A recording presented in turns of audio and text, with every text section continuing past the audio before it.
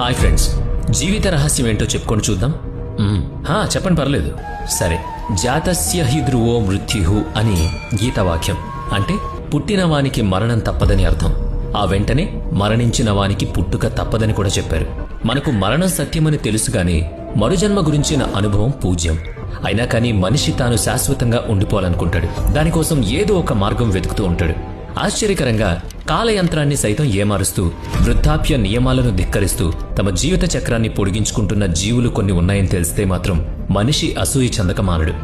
ఏమో, వాటి గురించి అధ్యయనం చేశాక తన జీవితకాలాన్ని పొడిగించుకునే కిటుకులు కనిపెట్టగలుగుతాడేమో. మరి ఆ సంగతులు శాస్త్రవేత్తలకు అప్పగిద్దాం. మనం మాత్రం ఆ జీవుల విశేషాలు తెలుసుకుందాం. Galapagos tortoise, shark, coral, glass sponge, jellyfish ఇవి 5 అమరత్వాన్ని సాధించాయని మనిషికి మహా అనుమానంగా ఉంది. పరిశోధకులు చెప్తున్నట్టు ఒక మాటను ఇప్పుడిక్కడ మనం చెప్పుకుందాం. వాళ్ళేమంటున్నారంటే, అమరత్వం అనేది జీవ వైవిధ్యంలో జీవశాస్త్రపరంగా అసాధ్యమేమీ కాదు, కానీ కొన్ని సంక్లిష్ట జీవరూపాల్లో ఇది అత్యంత అరుదైన వాస్తవం అంటున్నారు. నిజానికి ఇది ఒక అభివృద్ధి చెందిన లక్షణాన్ని సూచిస్తుందనేది వారి భావం. ఎప్పటికీ పాత తరం వాళ్ళే ఉండిపోయి కొత్త వాళ్లకు పుట్టే అవకాశం ఇవ్వకుండా ఉండిపోతే ఆ జాతిలో వృద్ధి అనేది నిలిచిపోతుంది. కాబట్టి జీవితానికి కాలపరిమితి అనేది ఏర్పడింది. కొత్త రక్తానికి చోటు దొరుకుతోంది. మరణించే జాతులే ఉత్సాహంగా ఉల్లాసంగా అభివృద్ధి చెందుతున్నాయి, సరికొత్త మార్పులకు లోనవుతున్నాయి. గుత్తాధిపత్యంలాగా తర్వాతి తరాలకు చోటివ్వని మరణం లేని జాతులు అత్యంత అరుదుగా ఉండిపోతున్నాయి. ఇక మనం ముందుగా గాలాపగోస్ టార్టాయిస్ గురించి తెలుసుకుందాం. పెరూ దేశానికి వెళుతున్న పనామా బిషప్ రే థామస్ డి బెర్లాంగా నౌక 1535 మార్చి 10వ తేదీన అక్కడ నమోదు చేసిన వివరాల్లో గలాపగోస్ దీవుల్లో భారీ తాబేళ్లు ఉన్నట్టు పేర్కొంది. దక్షిణ అమెరికాలో వాయువ్యంగా ఉన్న ఈక్వెడార్ దేశానికి చెందిన గలాపగోస్ దీవుల సముదాయం పసిఫిక్ మహాసముద్రంలో ఉంది. సాధారణ జంతుజాలానికి ఈ దీవులు ప్రసిద్ధి. గలాపగోస్ తాబేళ్ల సాధారణ వయోపరిమితి 100 ఏళ్లు. అయితే 150 సంవత్సరాల వరకు జీవించిన తాబేళ్లు కూడా ఇక్కడ చాలా సాధారణంగానే కనిపిస్తాయి. Pen state and north eastern Illinois university పరిశోధకులు రెప్టైల్స్ అండ్ శీతల రక్తం కలిగిన సరీసృపాలు, వర్టిబ్రేట్స్ అంటే వెన్నెముక కలిగిన జీవులు, ఆంఫిబియన్స్ అంటే ఉభయచర జీవుల్లో వృద్ధాప్యం రావడం, సుదీర్ఘకాలం జీవించడం గురించి అనేక అధ్యయనాలు చేశారు. ప్రపంచవ్యాప్తంగా 2022వ సంవత్సరంలో సుమారుగా 77 జాతుల నుంచి 107 జంతువుల్ని ఎంచుకుని పరిశీలించారు. వాటిలో ముఖ్యంగా భూచర తాబేళ్లు, సముద్రపు తాబేళ్లు, మొసళ్లు, బల్లులు వల్లే కనిపించే సాల్మండర్లు వంటివి వృద్ధాప్య ఛాయలు దరిచేరనీయకుండా జీవితకాలాన్ని పొడిగించుకుంటున్నాయని గమనించారు. అవి వార్ధక్యాన్ని ఎలా వాయిదా వేసుకుంటున్నాయో తెలుసుకోవడం కోసం వాటి జీవ వ్యవస్థల్ని అధ్యయనం చేశారు. ఇక్కడ ఒక చిన్న మాట చెప్పుకుందాం. సాధారణ పరిస్థితుల్లో రోజూ ఎన్నో కణాలు పుడుతూ కొన్ని కణాలు చనిపోతూ ఉంటాయి. పుట్టేవి ఎక్కువ, చనిపోయేవి తక్కువగా ఉన్నంతకాలం మనిషి నిరంతరం ఎదుగుతూ పెద్దవాడవుతాడు. ఒక వయసుకొచ్చాక పుట్టే కణాల కంటే చనిపోయే కణాల సంఖ్య రోజురోజుకు పెరుగుతూ ఉంటుంది. ముసలితనం దగ్గరవుతూ వస్తుందన్నమాట. అది చివరకు మరణానికి దారితీస్తుందనేది మనకున్న అవగాహన. ఆ లెక్కన ముసలితనాన్ని వాయిదా వేస్తున్న ఈ తాబేళ్ల వంటి జీవుల్లో శరీర కణాల విఘటన జరుగుతున్న వేగం మందగిస్తోందా, జీవచర్యలు నశించడం తగ్గిపోతుందా అనే కోణంలో పరిశోధనలు కొనసాగాయి. తాబేళ్ల వీపున ఉండే గట్టి పెంకు వాటికి కవచంలా పనికొస్తుంది. ఇతర జంతువులు వాటిని అటాక్ చేయకుండా ప్రకృతి సహజ రక్షణ లభించింది. అదే సమయంలో పరిసరాల ప్రభావానికి లోను కాకుండానూ ఉండడంతో వాటి మనుగడ హెచ్చించింది. తక్కిన జీవులు ప్రభావితమైనంతగా తాబేళ్లు కాలంతో వచ్చే వార్ధక్యానికి అంత త్వరగా లోనవలేదు. ఇటువంటి ఆలస్య వార్ధక్యం శీతల రక్త జంతువుల్లో ఎక్కువగానే కనిపిస్తుందనేది శాస్త్రవేత్తల భావనకు గలాపగోస్ టార్టాయిస్ ఒక తిరుగులేని ఉదాహరణగా నిలిచింది.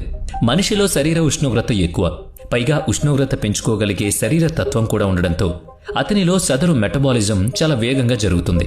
మనిషి పనులు చేస్తున్నప్పుడు శ్వాస ఎక్కువగా తీసుకుంటాడు, ఒంట్లో వేడి పెరుగుతుంది, శరీరంలో శక్తి క్షీణిస్తుంది. దాంతో శరీరం ఆ ఉష్ణోగ్రతను తిరిగి సాధారణ స్థితికి తీసుకొచ్చే ప్రయత్నం చేస్తుంది. ఆ ప్రయత్నంలో అతనిలోని DNA కొంచెం దెబ్బతింటుంది. అధిక మొత్తంలో ఆక్సిజన్ తీసుకోవడానికి శ్రమిస్తుంది. అంటే కొంత కణజాలం నశిస్తుందన్నమాట. తాబేలు మాత్రం సూర్యరశ్మిని నేరుగా తీసుకుంటూ శరీరానికి ఉష్ణోగ్రతను అందిస్తూ తన మెటబాలిజంను కాపాడుకుంటుంది. అంటే మెటబాలిజం నెమ్మదిస్తుందని భావం. కాబట్టి ఎక్కువ అలసటకు గురికావడం ఉండదు. ఫలితంగా జీవితకాలం మరింతగా పొడిగించబడుతుంది.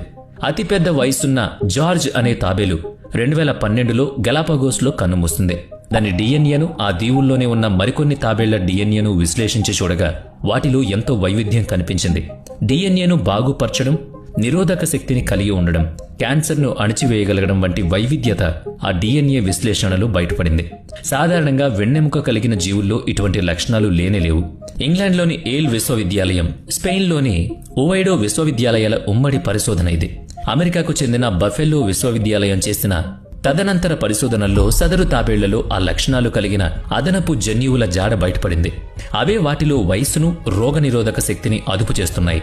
అపోటోసిస్ అనే కణ విధ్వంసక విధానం ద్వారా తాబేళ్లు మనుగడకు హానికరమైన కణాలు సొంతంగా నాశనం చేసే శక్తిని అవి వాటికి అందించాయి.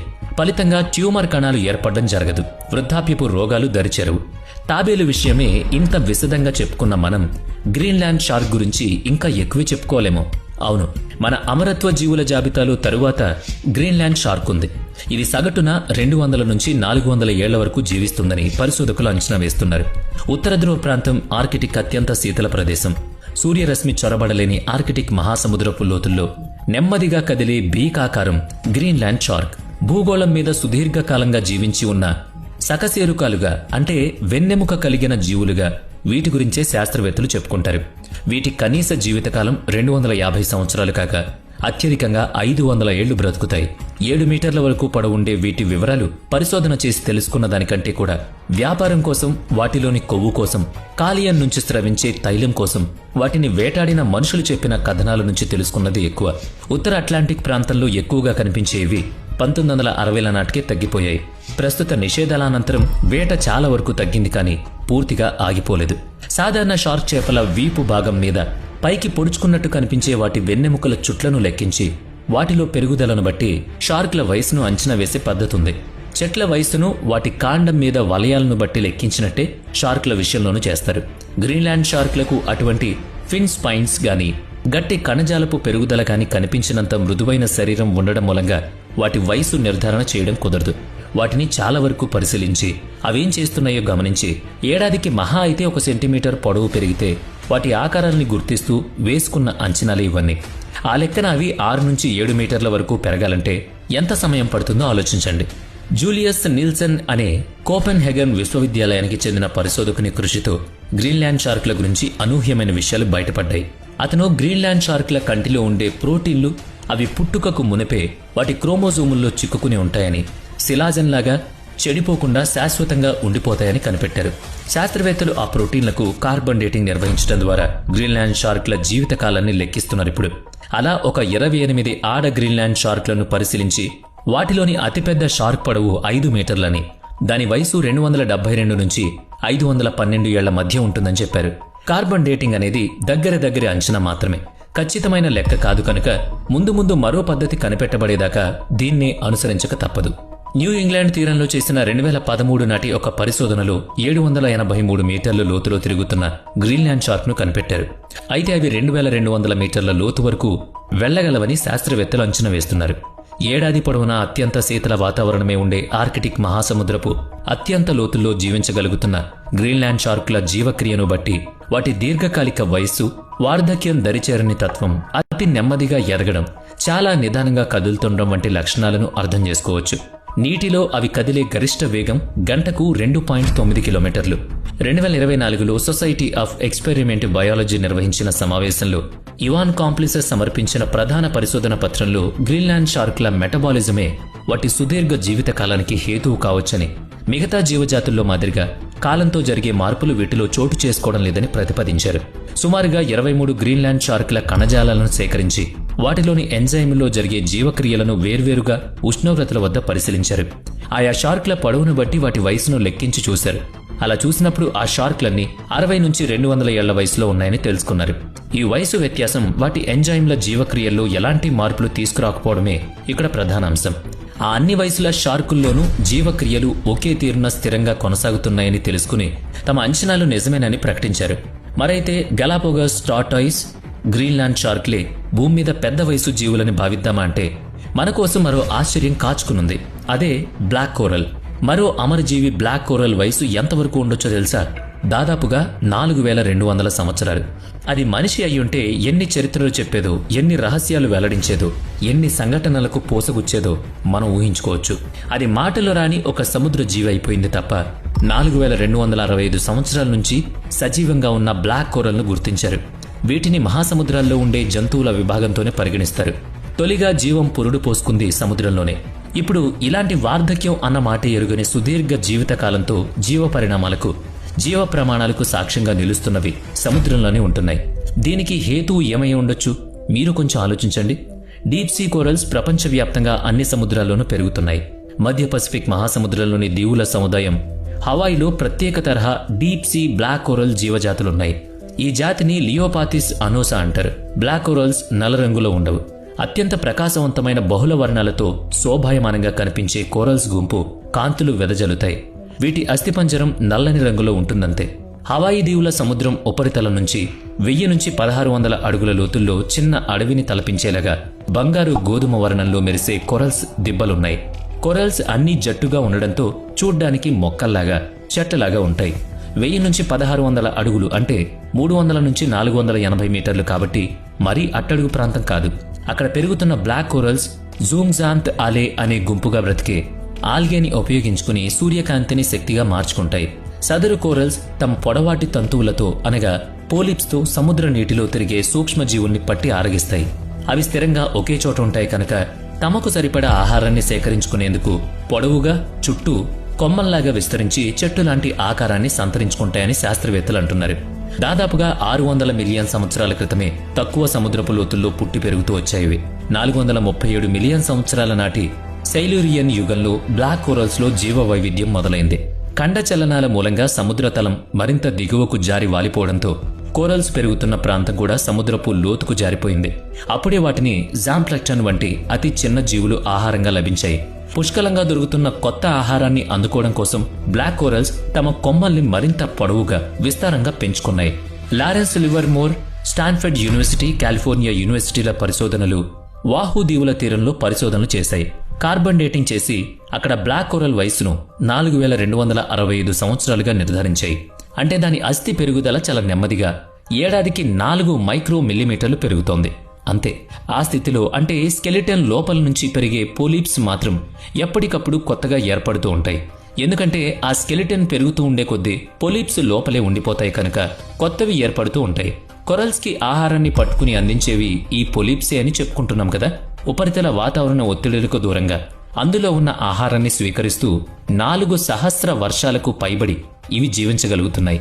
మనుషులకు అది ఏం సందేశాన్ని అందిస్తుందో మనం ఆలోచించాల్సిందే. ఎందుకంటే 15,000 సంవత్సరాలకు పైబడి జీవిస్తున్న స్పోంజ్ నుంచి గ్రహించాల్సింది ఇంకెంతో ఉంది. అవును, అంటార్కిటిక్ గ్లాస్ స్పాంజ్ గత మంచు యుగం నుంచి ఉన్న అమరజీవి. సముద్రంలోని స్పంజ్ జీవి ముక్కలాగా కనిపించే జంతువు. అంటే మనకు చాలా ఆశ్చర్యం వేస్తుంది. ఉన్న చోటనే పెరుగుతూ ఉంటే దాన్ని మొక్క అని అనుకుంటాం. కానీ భూగోళం మీద అత్యంత పెద్ద వయస్సు జంతువు ఈ స్పంజ్ అని మన శాస్త్రవేత్తలు గుర్తించారు. అంటార్కిటికా గ్లాస్ స్పంజ్ను జైంట్ వోల్కనో స్పంజ్ అని పిలుస్తారు. 2 మీటర్ల ఎత్తు, 1.5 మీటర్ల కైవారం వరకు పెరిగే దీని సగటు జీవితకాలం 15,000 సంవత్సరాలను లెక్కించారు. ఎందుకంటే పరిశోధకులకు 23,000 సంవత్సరాల స్పంజ్ కూడా ఒకటి కనిపించింది. దాంతో ఇవి 40,000 సంవత్సరాలకు పైబడి జీవించగలవని అంచనా వేశారు. స్పంజ్ జంతువుల మీద పరిశోధనలు చేస్తున్న డాక్టర్ సుజాన్ గాట్టి స్పంజ్ జీవితకాలంలో జరిగిన భూభ్రమణ వాతావరణ మార్పులే దాన్ని ప్రత్యేకంగా నిలబెట్టాయని అంటున్నారు. సముద్రాల మట్టాలు చివరి మంచు యుగం తర్వాతనే ఇప్పుడున్న గరిష్ట ఎత్తుకు చేరుకున్నాయి. ఆ లెక్కన ఈ జైంట్ వోల్కనో స్పంజ్ నీటిలోనే పుట్టి పెరిగింది కాదంటున్నారు ఆమె. పొడి వాతావరణంలోనే అది పెరిగింది. మరే ఇతర వెన్నెముక కలిగిన జీవులు ఇంత సుదీర్ఘ జీవితకాలాన్ని కలిగి లేవని గుర్తిస్తున్నారు. స్పంజ్ ప్రధానంగా బహుకణ జీవి. ఏకకణ ప్రోటోజావా, కండర వ్యవస్థ కలిగిన మోటాజావాల సంయోగంతో కాలగమనంలో బహుకణ జీవులు ఉద్భవించాయి. ఒకే జీవికి వేర్వేరు అవయవాలుగా ఆ కణజాలం వృద్ధి చెందుతూ పోయింది. గ్లాస్ స్పంజ్ కణజాలం అచ్చం గాజు మాదిరిగా ఉంటుంది. సిలికా కణాలతో తయారైన వీటిని స్పిక్యూల్స్ అంటారు. అచ్చం ఫైబర్ ఆప్టికల్ లక్షణాలను ప్రతిబింబించే ఈ స్పిక్యూల్స్ తమ గుండా సూర్యరశ్మిని ప్రసరింపజేస్తాయి. ఈ స్పిక్యూల్స్ ని విస్తారంగా కలిగి ఉన్న స్పంజ్ను చూస్తే మొత్తంగా ఒక అద్దాల మేడలాగా కనిపిస్తుంది. వాస్తవంగా అదంతా వాటి అస్థి నిర్మాణం. ఒకవేళ స్పంజ్ మరణించినా కూడా ఈ నిర్మాణం చెడిపోదు, వాడిపోదు. స్పంజ్కి ప్రత్యేకంగా జీర్ణాశయం అంటూ లేదు. ఇతర జంతువుల్లో ఉన్నట్టు కండరాలు, నరాలు లేవు. నీటిని పీల్చుకునే తత్వం కలిగి శరీరమంతా అనేక జలమార్గాలు, గదులతో ఉంటుంది. వాటి గుండా నీటిని ప్రవహింపజేసుకుంటూ ఆ నీళ్లలోనే సూక్ష్మజీవుల్ని పీల్చుకుని ఆహారంగా స్వీకరిస్తుంది. స్పంజ్ శరీరం మొత్తం ఆహార సేకరణకు పనిచేస్తుంది. అత్యంత ప్రసిద్ధి చెందిన గ్లాస్ స్పంజ్ ఆకారాన్ని వీనస్ ఫ్లవర్ బాస్కెట్ అంటారు. గ్రీకు పురాణాల్లో సౌందర్య దేవత వీనస్ పేరు పెట్టారు. మరి సరే, ఈ బుట్టలో ఏముంటుందో తెలుసా? గుల్ల శరీరం కలిగిన రొయ్యల వంటి జీవులు వీటిలో పెరుగుతాయి. అవి అక్కడే పుట్టి పెరుగుతూ ఆ బుట్టల్ని శుభ్రం చేస్తాయి. బదులుగా స్పంజ్ తాను పీల్చుకున్న సూక్ష్మ జీవుణ్ణి ఆహారంగా వాటికి అందిస్తుంది. అయితే ఈ రొయ్యలు పెరిగి పెద్దయ్యాక బయటకు రావడం కోసం ఆ స్పంజ్ బట్టలను చీల్చుకొనొస్తాయి. దెబ్బతిన్న స్పంజ్ అవశేషాలు సముద్రపు నేల మీద రాలిపోయి పెద్ద పొరలుగా ఏర్పడుతుంది. ఆ పొర మీద కొత్త స్పంజ్ పీఠాన్ని ఏర్పాటు చేసుకుని దాని మీద పెరుగుతుంది.